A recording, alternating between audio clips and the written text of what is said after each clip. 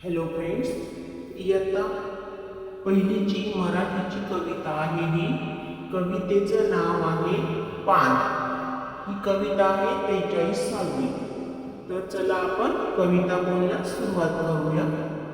गुलाबाचं पान कातरलंय छान, गुलाबाचं पान कातरलंय छान, आंब्याच्या पानाला तोरणात मान, आंब्याच्या पानाला तोरणात मान, कमळाच्या पानाला लागते तहान, कमळाच्या पानाला लागते तहान, तुळशीचं पान केवढूस लहान, तुळशीचं पान केवढूस लहान, केवड्याचं पान हरवतंय भान, केवड्याचं पान हरवतंय भान, केळीचं पान जेवायला छान, केळीचं पान जेवायला छान.